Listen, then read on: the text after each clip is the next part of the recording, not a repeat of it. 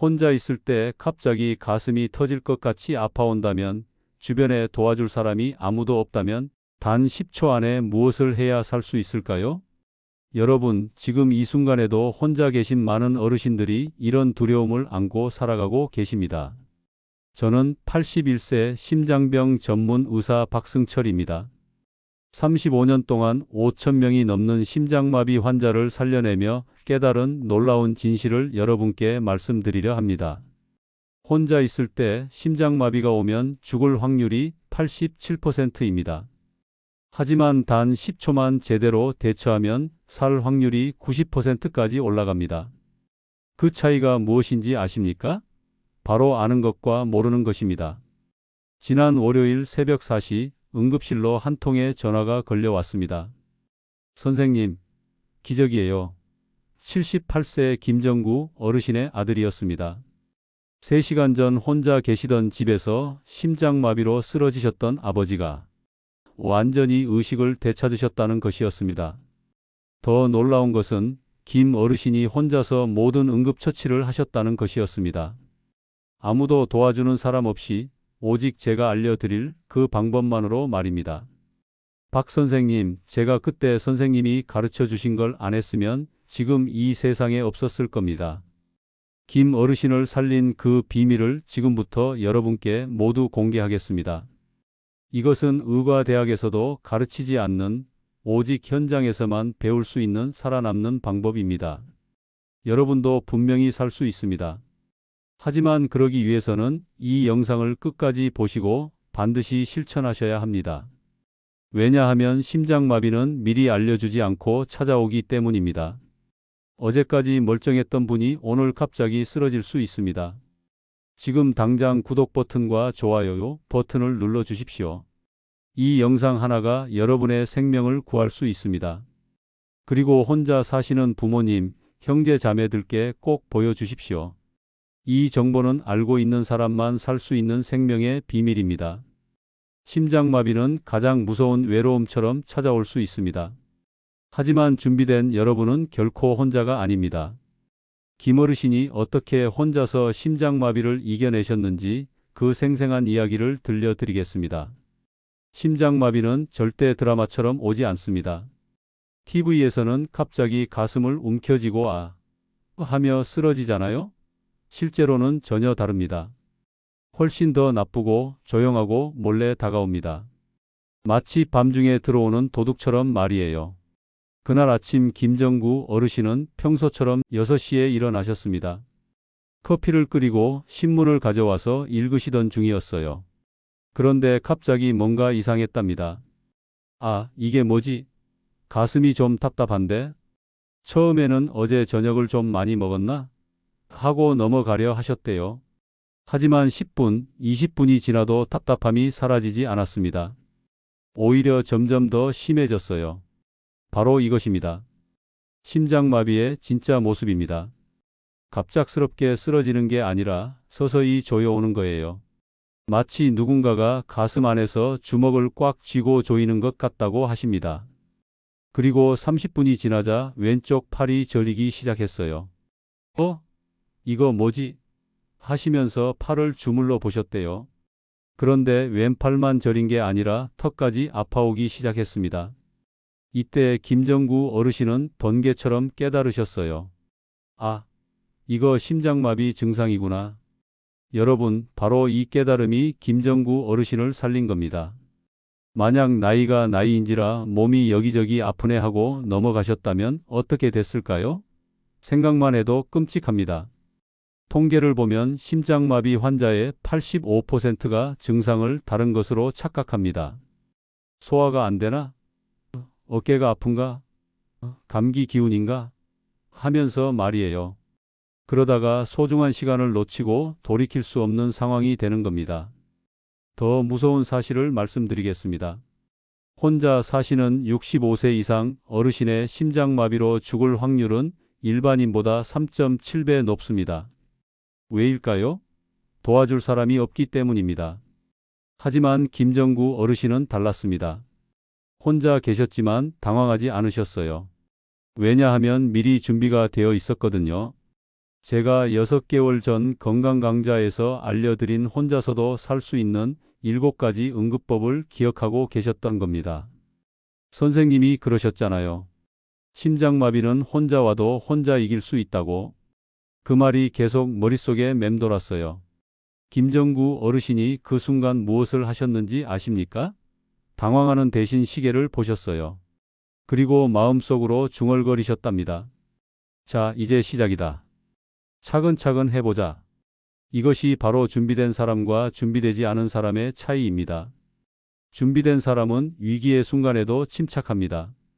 왜냐하면 무엇을 해야 할지 알고 있기 때문이에요. 반면 준비되지 않은 사람은 당황해서 잘못된 선택을 하게 됩니다. 특히 혈압이 높으시거나 당뇨를 앓고 계시거나 담배를 피우셨던 분들은 더욱 조심하셔야 합니다. 이런 위험한 요소가 있는 60세 이상 분들의 심장마비 위험은 일반인의 5배입니다. 그런데 더 중요한 것은 이런 위험한 요소가 있어도 제대로 준비만 되어 있으면 충분히 이겨낼 수 있다는 점입니다. 김정구 어르신이 바로 그 증거예요. 여러분도 김정구 어르신처럼 될 수 있습니다. 그분이 특별해서 살아난 게 아니에요. 올바른 지식과 준비가 있었기 때문입니다. 그리고 지금부터 제가 그 모든 것을 여러분께 알려드릴 겁니다. 심장마비가 와도 무섭지 않았어요. 제가 뭘 해야 할지 알고 있었거든요. 김정구 어르신의 이 말씀이 오늘 여러분께도 현실이 되기를 바랍니다. 여러분, 제가 35년간 심장 환자를 돌보면서 가장 안타까웠던 순간이 언제인지 아십니까? 바로 선생님, 제가 증상을 알았더라면 이라는 말을 들을 때입니다. 심장마비는 절대 갑작스럽게 오지 않습니다. 우리 몸은 최소 30분에서 몇 시간 전부터 신호를 보내기 시작합니다. 문제는 이 신호들이 너무 흔한 증상들이라 대수롭지 않게 넘어간다는 것입니다. 첫 번째 신호는 가슴 한가운데가 눌리는 느낌입니다. 이것을 환자분들이 어떻게 말하시는지 아십니까? 코끼리가 가슴 위에 앉아 있는 것 같다. 큰 돌덩이로 가슴을 누르는 것 같다. 가슴 속에서 주먹으로 꽉 쥐어짜는 것 같다고 하십니다. 중요한 것은 이 아픔이 보통 15분 이상 계속된다는 것입니다. 잠깐 아팠다가 사라지는 것과는 다릅니다. 그리고 심장약을 드셔도 나아지지 않습니다. 두 번째 신호는 아픔이 퍼져나가는 것입니다. 가슴의 아픔이 왼팔로 때로는 양팔로 퍼져나갑니다. 그리고 목, 턱 등 위쪽까지 아파올 수 있습니다. 특히 여성 환자분들은 턱이 아픈 경우가 많습니다. 치과에 가려다가 응급실에 오시는 분들도 계십니다. 72세 김정구 어르신의 경우를 다시 말씀드리겠습니다. 그분은 산책을 나가려다가 가슴이 답답해지기 시작했습니다. 처음에는 소화가 안 되나 싶었다고 합니다. 하지만 10분 후 왼팔이 저리기 시작했고 턱까지 아파왔습니다. 이때 김 어르신이 아주 좋은 판단을 하셨습니다. 이건 심장마비 증상이다라고 알아차리신 거예요. 그리고 즉시 제가 알려드릴 7가지 응급법을 실행하셨습니다. 세 번째 신호는 이유 없이 무척 피곤한 것입니다. 특히 여성분들에게 많이 나타나는 증상입니다. 아무것도 안 했는데 왜 이렇게 피곤하지? 라는 생각이 드시면 의심해 보셔야 합니다. 네 번째 신호는 갑자기 숨이 차고 식은땀이 나는 것입니다. 계단도 오르지 않았는데 갑자기 숨이 차거나 선풍기를 틀어놨는데도 식은땀이 줄줄 흐른다면 심장마비를 의심해 보셔야 합니다. 다섯 번째 신호는 어지럽고 토할 것 같은 느낌입니다. 특히 실제로 토하게 되면 더욱 조심하셔야 합니다. 많은 분들이 체한 것 같다고 하시며 소화제를 드시는데 이는 매우 위험한 판단입니다. 여기서 중요한 것은 이런 증상들이 모두 나타날 필요는 없다는 것입니다. 이 중 두세 가지만 나타나도 심장마비를 의심하고 즉시 행동하셔야 합니다. 특히 혈압이 높으시거나 당뇨가 있으시거나 기름진 음식을 많이 드시는 분들, 그리고 담배를 피우시거나 피우셨던 분들은 더욱 민감하게 반응하셔야 합니다. 이런 위험한 요소가 있는 60세 이상 분들은 위 증상 중 하나만 나타나도 의심해 보시기 바랍니다.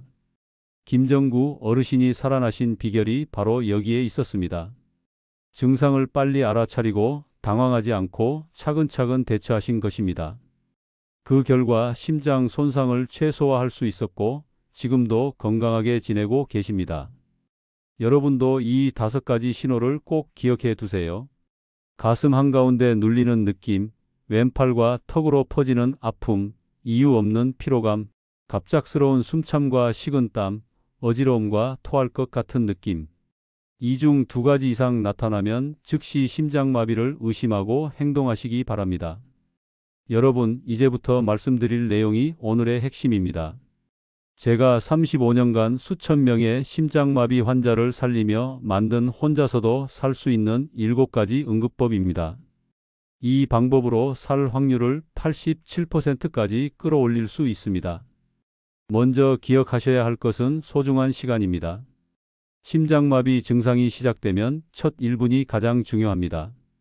이 1분을 어떻게 보내느냐가 삶과 죽음을 가릅니다. 첫 번째는 모든 행동을 멈추고 안전한 곳에 앉는 것입니다. 증상을 느끼는 순간 무엇을 하고 계시든 즉시 멈추십시오. 걷고 계시면 걷기를 멈추고 서 계시면 앉으십시오. 절대로 좀 더 버텨보자는 생각은 하지 마시기 바랍니다. 김정구 어르신은 현관문을 나서려다가 증상을 느끼셨을 때 즉시 현관 의자에 앉으셨습니다. 만약 그대로 산책을 나가셨다면 길에서 쓰러지셨을 것이고 누가 발견할 때까지 더 오랜 시간이 걸렸을 것입니다. 앉을 때는 반드시 등받이가 있는 의자나 소파에 앉으시기 바랍니다. 바닥에 주저앉으시면 안 됩니다. 피가 잘 돌지 않습니다. 2번째는 아스피린 하나를 씹어서 먹는 것입니다. 집에 아스피린이 있으시면 100mg 한 알을 씹어서 드십시오. 삼키지 마시고 반드시 씹어서 드시기 바랍니다. 씹어서 드시면 빨리 흡수되어서 피덩어리를 더 효과적으로 녹일 수 있습니다. 76세 이민자 할머니 이야기를 말씀드리겠습니다. 이 할머니는 혼자 계시던 중 심장마비 증상이 시작되었을 때 제가 가르쳐 드린 대로 아스피린을 씹어 드셨습니다. 나중에 검사 결과를 보니 아스피린 덕분에 심장 손상이 40%나 줄어들었다는 결과가 나왔습니다. 다만 아스피린이 없으시다고 당황하지 마십시오. 아스피린은 있으면 좋지만 꼭 필요한 것은 아닙니다. 없으시면 바로 3번째로 넘어가시면 됩니다. 그리고 아스피린 알레르기가 있으시거나 위에 상처가 있으신 분들은 드시지 마시고 바로 다음으로 넘어가십시오. 3번째는 119에 신고하되 주소를 정확하게 알려주는 것입니다. 119에 전화하실 때 가장 중요한 것은 정확한 주소를 알려주는 것입니다. 심장마비로 의식이 흐려질 수 있기 때문에 처음에 명확하게 말씀해 주셔야 합니다. 서울시 강남구 역삼동 123번지 삼성아파트 101동 502호에서 심장마비 환자가 발생했습니다. 81세 남성이고 가슴이 아프고 숨쉬기가 어렵습니다. 라고 명확하게 말씀하시기 바랍니다. 119 상황실에서 더 물어볼 텐데 당황하지 마시고 차근차근 답변하시기 바랍니다. 그들은 여러분을 도우려고 하는 것입니다. 4번째는 대문을 열어두고 비밀번호나 열쇠 위치를 종이에 써두는 것입니다. 이 단계가 생각보다 매우 중요합니다. 응급대원들이 도착했을 때 문이 잠겨 있으면 귀중한 시간을 낭비하게 됩니다. 대문을 열어두시고 만약 비밀번호 문이라면 큰 종이에 비밀번호를 써서 문에 붙여두시기 바랍니다. 열쇠라면 현관 앞에 놓아두시거나 화분 밑에 숨겨두시기 바랍니다. 혹시 도둑이 들어오면 어떻게 하지? 라고 걱정하실 수 있지만 지금은 생명이 더 중요합니다. 도둑보다 심장마비가 훨씬 더 급합니다. 박대건 할아버지의 경우 2단계를 완벽하게 실행하셨습니다. 대문을 열어두고 비밀번호를 종이에 써두신 덕분에 응급대원들이 도착하자마자 즉시 들어와서 응급처치를 할 수 있었습니다. 그 결과 신고 후 16분 만에 병원에 도착할 수 있었고 즉시 심장 수술을 받아 완전히 회복하셨습니다. 그런데 여기서 중요한 점이 하나 더 있습니다. 이 4가지를 실행하는 동안 절대로 누워서는 안 됩니다. 많은 분들이 힘드니까 누워서 쉬어야지 하시는데 이것은 매우 위험합니다. 누우면 폐에 물이 차서 숨쉬기가 더 어려워집니다. 또한 절대로 물을 마시거나 음식을 드시면 안 됩니다. 심장마비 중에는 삼키는 힘도 떨어질 수 있어서 목구멍으로 들어갈 위험이 있습니다. 응급차가 올 때까지 얼마나 걸릴까? 라고 걱정하지 마시기 바랍니다. 여러분이 지금까지 한 것만으로도 살 확률이 80% 이상 올라갔습니다. 이제 남은 것은 응급차가 올 때까지 버티는 것입니다. 김정구 어르신은 이 네 가지를 정확히 3분 30초 만에 끝내셨습니다. 시계를 보니까 증상이 시작된 지 3분 반이 지났더라고요. 그런데 신기하게 마음이 차분해졌어요. 제가 할 일은 다 했다는 생각이 들었거든요. 바로 이것입니다. 준비된 사람은 위기 상황에서도 침착할 수 있습니다. 왜냐하면 자신이 올바른 대처를 하고 있다는 확신이 있기 때문입니다. 다섯 번째는 몸을 45도 세우고 다리를 약간 올리는 자세를 취하는 것입니다. 이 자세가 왜 중요한지 설명드리겠습니다. 심장마비가 오면 심장이 제대로 일하지 못하기 때문에 피 공급이 줄어듭니다. 이때 몸을 45도 정도 세우면 중력의 도움으로 머리로 가는 피의 양을 유지할 수 있습니다. 구체적으로 말씀드리면 소파나 침대에 등받이를 45도 정도 세우고 기대어 앉으시면 됩니다. 그리고 다리는 쿠션이나 베개를 받쳐서 심장보다 약간 높게 올려주시기 바랍니다. 절대로 완전히 누워서는 안 됩니다. 누우면 폐에 물이 차서 숨쉬기가 더 어려워집니다. 또한 완전히 곧게 앉아 있어서도 안 됩니다. 그러면 심장에 부담이 더 커집니다. 76세 이민자 할머니가 이 자세를 정확히 취하셨던 덕분에 응급대원이 올 때까지 의식을 유지할 수 있었습니다. 나중에 할머니가 말씀하시길 이 자세가 참 편했다고 하셨어요. 여섯 번째는 가족에게 짧은 문자로 상황을 알리는 것입니다. 전화는 절대 하면 안 됩니다. 이 단계에서 중요한 것은 문자라는 점입니다. 전화를 하시면 안 됩니다. 왜냐하면 말을 하는 것 자체가 심장에 부담을 주고 또 가족들이 놀라서 이것저것 물어보면 그에 답하느라 힘을 쓰게 되기 때문입니다. 문자는 아주 간단하게 보내시면 됩니다. 심장마비 증상으로 119 신고함. 서울대병원으로 갈 예정. 걱정하지 말고 병원으로 와주세요 라고만 보내시면 됩니다. 그리고 한 사람에게만 보내지 마시고 가족 여러 명에게 동시에 보내시기 바랍니다. 한 사람이 못 봤을 수도 있거든요. 일곱 번째는 4초 동안 숨을 들이마시고 6초 동안 내쉬는 천천한 숨쉬기를 반복하는 것입니다. 이것이 마지막이자 가장 중요한 단계입니다. 올바른 숨쉬기는 심장의 부담을 줄이고 피가 잘 돌도록 도와줍니다. 구체적인 방법을 알려드리겠습니다. 코로 4초 동안 천천히 숨을 들이마시고 입으로 6초 동안 천천히 내쉬시면 됩니다. 이때 배로 숨을 쉬시는 것이 중요합니다. 가슴으로 숨을 쉬시면 심장에 부담이 됩니다. 한 가지 비법을 알려드리겠습니다. 숨을 내쉴 때 후하고 소리를 내면서 내쉬시면 더 효과적입니다. 이렇게 하면 자연스럽게 천천히 내쉬게 되고 긴장도 풀립니다. 박대건 할아버지는 이 숨쉬기를 응급대원이 올 때까지 계속 반복하셨습니다. 나중에 할아버지가 말씀하시길 숨쉬기에 집중하니까 무서운 마음도 줄어들고 마음이 차분해졌다고 하셨어요. 이 숨쉬기의 과학적인 이유도 말씀드리겠습니다. 4초 들이마시고 6초 내쉬는 숨쉬기는 마음을 진정시키는 신경을 활발하게 만들어서 심장 뛰는 속도를 안정화시킵니다. 또한 혈압을 낮춰주고 심장의 부담을 줄여줍니다. 박대건 할아버지는 이 7가지를 모두 완벽하게 실행하셨습니다. 그 결과 신고 후 16분 만에 병원에 도착했고 즉시 응급심장 수술을 받을 수 있었습니다. 의료진이 놀랐던 것은 할아버지의 의식이 끝까지 또렷했다는 점이었습니다. 수술 후 담당 의사가 저에게 말하길 환자분이 미리 완벽한 응급처치를 하셔서 심장 손상을 최소화할 수 있었다고 했습니다. 지금 박대건 할아버지는 완전히 회복되어 건강하게 지내고 계십니다. 여러분도 이 7가지를 정확히 익히시면 박대건 할아버지처럼 위기를 이겨낼 수 있습니다. 하지만 무엇보다 중요한 것은 미리 준비하는 것입니다. 다시 한번 정리해 드리겠습니다. 첫 번째 앉기, 두 번째 아스피린 씹어먹기, 세 번째 119 신고하기, 네 번째 문 열기, 다섯 번째 45도로 기대 앉기, 여섯 번째 문자 보내기, 일곱 번째 4초 들이마시고 6초 내쉬기입니다. 이제 평소에 어떻게 준비해야 하는지 알려드리겠습니다. 여러분, 지금까지 응급 상황에서의 대처법을 말씀드렸습니다. 하지만 더 중요한 것은 평소에 준비하는 것입니다. 준비된 사람만이 위기의 순간에 침착하게 대처할 수 있습니다. 제가 35년간 심장 환자를 돌보며 깨달은 것은 살아남은 사람들에게는 공통점이 있다는 것입니다. 바로 미리 준비했다는 점입니다.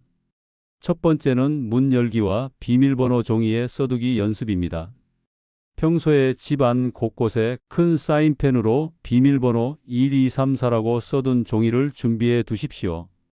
A4 용지에 크게 써서 현관 옆, 거실 테이블, 침실 등에 놓아 두시면 됩니다.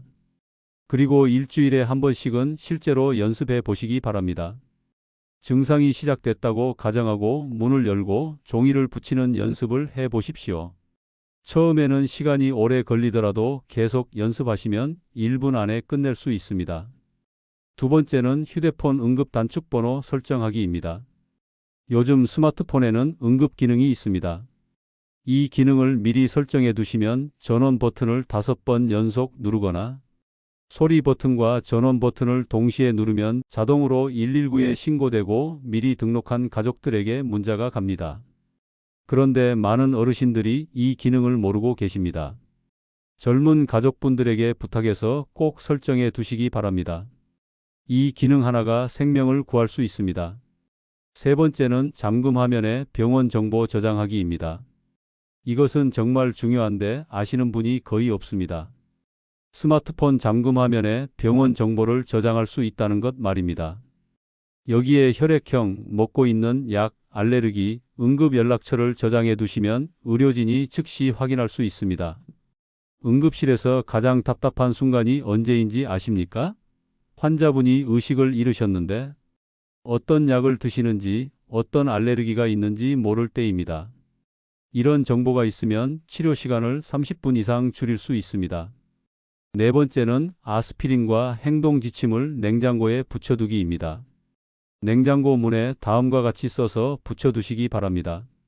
심장마비 응급법, 첫 번째 앉기, 두 번째 아스피린 씹기, 세 번째 119 신고, 네 번째 문 열기, 다섯 번째 45도 기대 앉기, 여섯 번째 문자 보내기, 일곱 번째 4초 들이마시고 6초 내쉬기. 그리고 아스피린 한 통을 냉장고 위에 놓아두세요. 유통기한을 정기적으로 확인하시고요. 실제 사례로 보는 준비의 힘을 말씀드리겠습니다. 오선미 할머니의 경우를 말씀드리겠습니다. 74세 할머니셨는데 혼자 사시면서도 아무런 준비를 하지 않으셨어요. 어느 날 심장마비 증상이 시작되자 당황하시면서 직접 운전해서 병원에 가려고 하셨습니다. 결과가 어떻게 됐을까요? 운전 중에 의식을 잃으시면서 사고가 났습니다. 안타깝게도 그 자리에서 돌아가셨어요. 만약 미리 준비만 하셨다면 충분히 살 수 있었을 텐데 말입니다. 반면 윤수일 할아버지는 달랐습니다. 76세이신데 이 네 가지 준비를 모두 완벽하게 해두셨어요. 그리고 실제로 심장마비가 왔을 때 침착하게 대처하셔서 완전히 회복하셨습니다. 선생님, 제가 미리 준비를 안 했으면 죽었을 거예요. 그런데 준비를 해뒀으니까 마음이 편하더라고요. 뭘 해야 할지 알고 있으니까요. 준비는 생명을 구합니다. 여러분, 이 네 가지 습관은 단순히 혹시나 해서 준비하는 게 아닙니다. 언젠가는 반드시 써먹게 될 생존 기술입니다. 통계를 보면 65세 이상 중 3명 중 1명은 평생에 한 번은 심장 응급 상황을 겪습니다. 그리고 이 중 80%는 집에서 혼자 있을 때 생깁니다. 하지만 이 네 가지만 준비해 두시면 그 80%에서 벗어날 수 있습니다. 아니, 오히려 그 20%의 생존자가 될 수 있습니다. 오늘 당장 실천하세요. 이 영상을 본 후에 나중에 해야지 하지 마시고 오늘 당장 하나씩 준비해 보시기 바랍니다. 먼저 휴대폰 응급 기능부터 설정해 보세요. 그 다음에 아스피린을 사서 냉장고에 놓아 두시고요. 김정구 어르신, 윤수일 할아버지처럼 여러분도 반드시 준비된 사람이 되시기 바랍니다. 심장마비는 미리 알려주지 않고 찾아오지만 준비된 사람에게는 절대 이기지 못합니다. 여러분, 이제 마지막입니다. 81세 된 이 늙은 의사가 35년간 환자를 돌보며 깨달은 모든 것을 다 알려드렸습니다. 다시 한번 정리해 드리겠습니다. 심장마비의 경고 신호는 가슴 한가운데 눌리는 느낌, 왼팔과 턱으로 퍼지는 아픔, 이유 없는 피로감, 숨참, 식은땀, 어지러움입니다. 이 중 2가지 이상 나타나면 즉시 의심하세요. 7가지 응급법은 안기, 아스피린 씹기, 119 신고, 문열기, 45도 기대 앉기, 문자 보내기, 4초 들이마시고 6초 내쉬기입니다. 4가지 생존 습관은 문열기 연습, 응급 단축번호 설정, 잠금화면 병원 정보 저장, 아스피린과 행동지침 냉장고 부착입니다. 하지만 가장 중요한 것은 실천입니다. 아무리 좋은 지식도 실천하지 않으면 아무 소용이 없습니다. 김정구 어르신이 살아나신 이유는 미리 준비하고 연습했기 때문입니다. 지금 이 순간 댓글에 살겠습니다라고 써주세요. 이것은 단순한 댓글이 아닙니다. 여러분 자신과의 약속입니다. 그리고 이 영상을 꼭 가족들과 함께 보세요. 특히 혼자 사시는 부모님이 계시다면 오늘 당장 이 영상을 보여드리세요. 그리고 함께 연습해 보세요. 아스피린도 함께 사러 가시고 휴대폰 설정도 함께 해드리세요. 여러분, 제가 왜 이렇게 간절히 말씀드리는지 아십니까? 지난 35년간 저는 너무 많은 분들을 잃었습니다. 단지 몰랐기 때문에, 준비하지 않았기 때문에 돌아가신 분들이 정말 많았습니다. 그때마다 제 마음은 찢어졌습니다. 만약 이분이 미리 알았더라면, 만약 이분이 준비했더라면, 이런 후회를 더 이상 하고 싶지 않습니다. 여러분만큼은 꼭 살리고 싶습니다. 심장마비는 가장 무서운 외로움처럼 찾아올 수 있습니다. 하지만 준비된 여러분은 결코 혼자가 아닙니다. 여러분에게는 지식이 있고 준비가 있고 무엇보다 살고자 하는 강한 의지가 있습니다. 마지막으로 정기 건강검진의 중요성을 강조하고 싶습니다. 심장마비를 예방하는 가장 좋은 방법은 미리 발견하고 치료하는 것입니다. 1년에 한 번은 꼭 심장 검사를 받으시기 바랍니다. 혈압약, 당뇨약, 콜레스테롤 약을 드시고 계시다면 절대 임의로 끊지 마세요. 이 약들이 여러분의 심장을 지켜주고 있습니다. 그리고 금연, 금주, 규칙적인 운동, 짠 음식 줄이기 같은 기본적인 건강 관리도 잊지 마세요. 이런 것들이 심장마비를 예방하는 가장 확실한 방법입니다. 여러분, 저는 이제 81세입니다. 제가 여러분께 전할 수 있는 시간이 그리 많지 않을지도 모릅니다. 하지만 오늘 이 영상을 통해 여러분께 생명의 지식을 전해드릴 수 있어서 정말 기쁩니다. 김정구 어르신처럼, 박대건 할아버지처럼, 윤수일 할아버지처럼 여러분도 반드시 살아남으실 수 있습니다. 아니, 반드시 살아남으셔야 합니다. 여러분의 가족들이 여러분을 기다리고 있습니다. 여러분이 함께 보낼 소중한 시간들이 아직 많이 남아 있습니다. 마지막으로 한 가지만 더 부탁드리겠습니다. 이 영상을 본 후 냉장고에 가셔서 종이에 이렇게 써 붙여주세요. 나는 심장마비가 와도 절대 포기하지 않는다. 나는 준비된 사람이다. 나는 반드시 살아남는다. 그리고 매일 한 번씩 이 글을 보시면서 다짐해 주세요. 81세 심장 전문의가 여러분을 응원합니다. 당신은 반드시 지킬 수 있습니다. 당신은 반드시 살아남을 수 있습니다. 건강하세요. 그리고 오래오래 행복하세요. 감사합니다.